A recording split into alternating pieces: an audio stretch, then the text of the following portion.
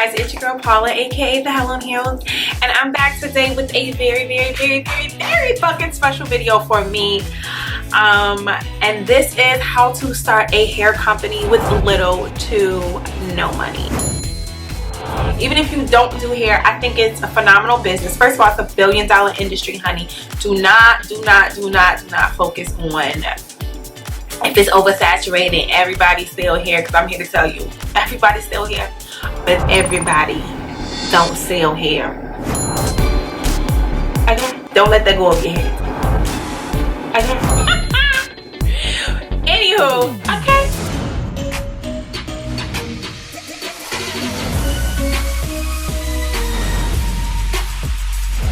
People always hit me up, how do you start selling hair, how do you start a hair company, whatever. So if you sell hair, you can apply this.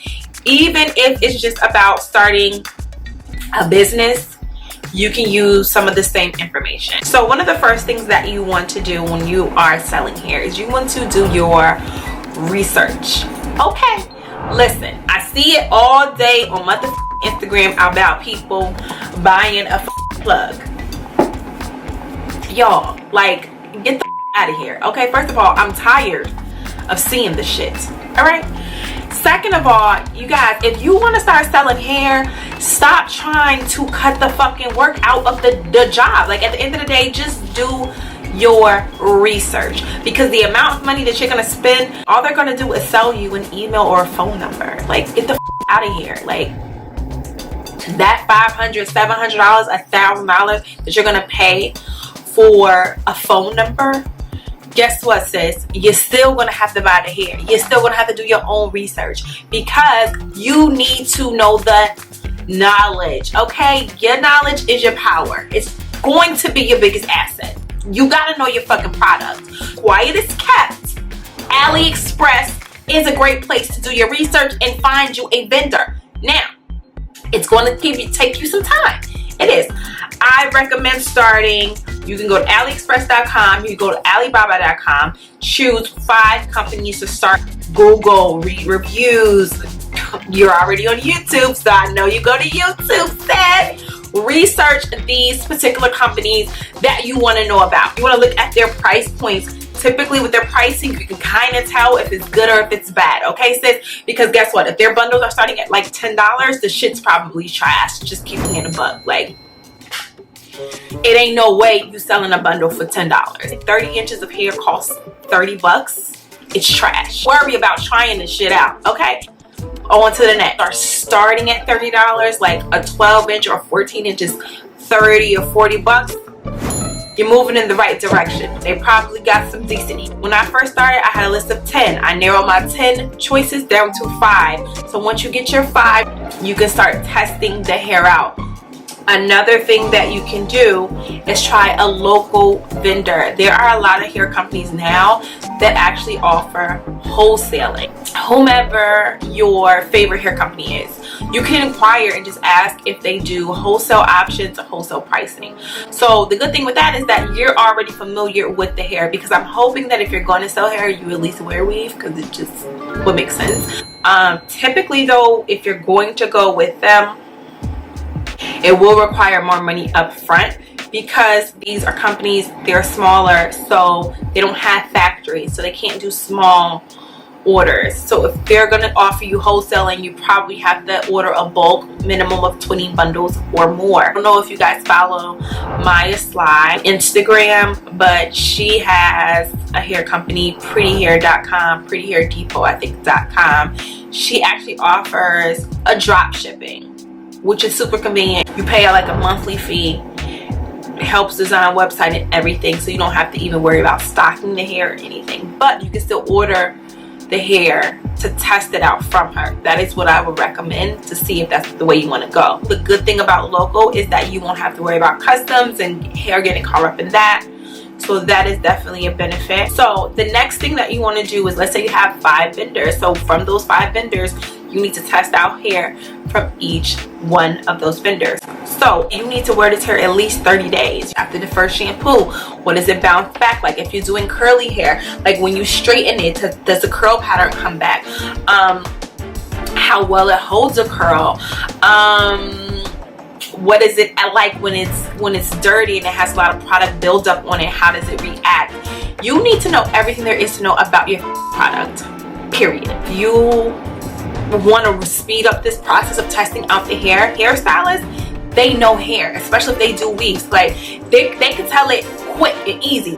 I can tell you whether it's good or whether it's trash in like a day. Quick way for you to do that is for you to find your own hairstylists in your local area and ask them if they can test out hair for you. Get some of your homegirls, friends, cousins, anybody who you can think of to wear a hair because you want to test your product. Please don't rush it. Like, please do not rush this process. Keep in mind, you don't have to go to one vendor for everything. One vendor might have great bundles, so you just get the bundles from them. Another vendor might have awesome frontals and closures, like they do really good lace products, so you might get their lace from them. Like this company might have awesome blonde hair, so you get the blonde hair from them. Like body wave is the most popular hair texture, okay, because body wave, if you know, you can wet it and it'll still, this is a body wave, I don't know why I just did that, but you can wet it and you can wear it in a natural wave. It holds curls well and it straightens as well. So it's the most versatile texture and it's the easiest one to start with. So I recommend starting with the body wave or even a natural wave. You can do this part while you're actually testing out the product and finding your vendor. Choosing a name. So first and foremost, you don't have to be married to your name, so please don't overthink it. How I came up with a lot of the names that I came up with is to think about adjective of how you want your customer to feel. And just throw them out there and just play with them. Another thing that you will want to do is some type of market research. This is probably the most overlooked step in starting a business.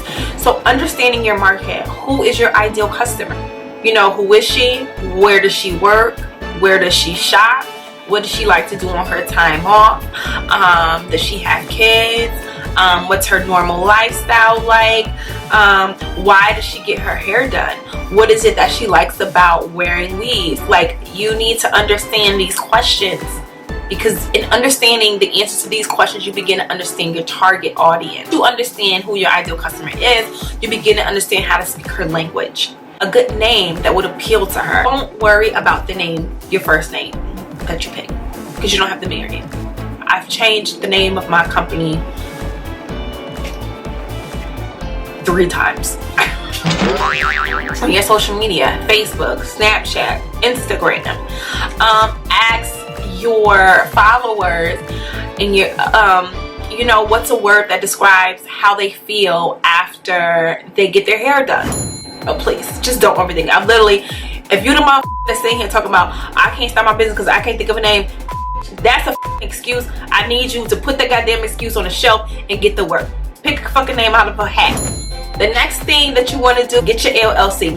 Be very mindful, because if you start searching LLCs, you're going to get a lot of third-party websites that are going to charge you an extra fee that you don't need to pay to get a fucking LLC. Go to the Secretary of your state. So if you live in California, you'll go to the Secretary of the State, California, Secretary of State, Illinois, Secretary of State in Georgia, Secretary of the State in Connecticut, Secretary of State in New York, whatever. Go to the Secretary of the State's official website. You'll know because the website should end in .gov. Look for business filing, something around business. If you need be though, just pick up the phone and call, go to contact if you're a little bit unsure what to fill out, and ask them if they can walk you through how to fill out the form. The cost of an LLC is probably anywhere from $50 to $200. Maybe, I can't see it being more than $200, maybe $300, I don't know.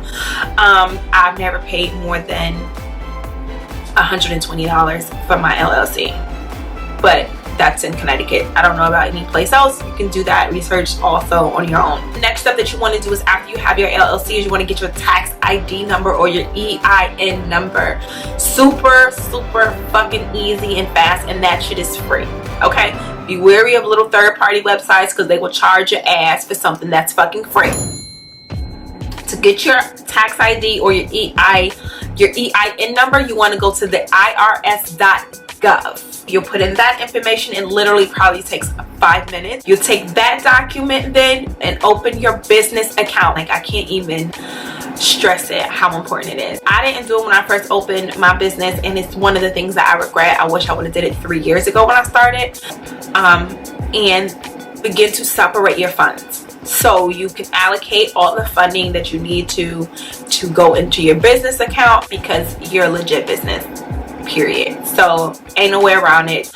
One of the recent website platforms that are really good, that are great for a new business owner, is Shopify. Because if you ain't got no website, bitch, you ain't got no business. Okay, so Shopify is a really great e-commerce platform. It's easy to design.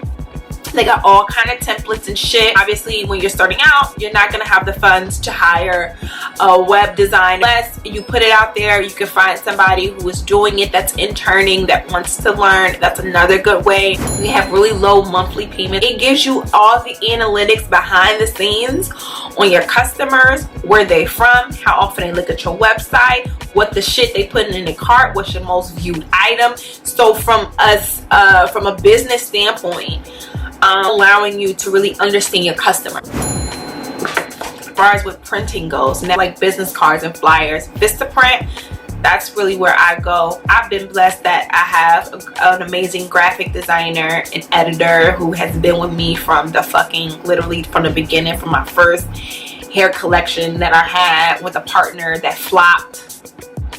That's a whole nother story. Yeah, I've been doing this a long time, and the first time, bitch, I ain't sell one bundle. 4 years later, I'm back, I'm better, and I'm here. I'm getting on topic. Alright, back to it, bitch. Back to it, because I almost went somewhere I wasn't supposed to go. Okay. Start with Vistaprint. Just design. They can help you design some business cards, some small flyers, something light. But the key is when you start selling hair, and be patient, okay? Be patient, babies. Be patient, honey. Be patient, okay? But when you do start making those sales, save, and then reinvest. You know, upgrade your packaging. The packaging source, though, when we're talking about packaging, for like the pillow boxes, which are really popular with the handles on them, you can go there and get boxes. I think they're like 100. It's like 100 boxes for maybe $50, but it's called thepackagingsource.com. But as you save your money, you can reinvest it and pour the money back into the business and then upgrade your packaging. The next thing that you can do is reach out to influencers. So social media is huge. Reach out to your favorite YouTuber, ask her to review hair for you. Instagram, Twitter, and YouTube. Reach out to them and ask them to do reviews if you can send them hair, and if they'll review the hair for you. But don't ignore that there are local influencers too. There are people in your area who are known as that bitch who hair is always laid. You feel me? Like, you got somebody in your town who's known like that. Go give her hair. So those are my pointers on how to start a hair business. I hope that you guys enjoyed this video. It is really, really important to me to get this information out. And, you know, I hope somebody takes it. Take what you need. Leave what the you don't need. And just, you know, blossom and bitch. Be amazing. We need to be out here growing and glowing, okay? So if I can help you start their own business, be their own boss, that's my type of job security, okay? The one I can't get fired from, because the bitch that got fired 3 times. I gave up after that. Alright guys, thank you so much for watching. That's my video for today. So give it a thumbs up, like it, share it, subscribe if you haven't subscribed to my channel. And yeah, leave a comment in the comment section below. Let me know, like, what did you think about this video? Like, do you like this type of stuff? You want more business advice? What business questions do you have? Because I'm here to answer them, honey.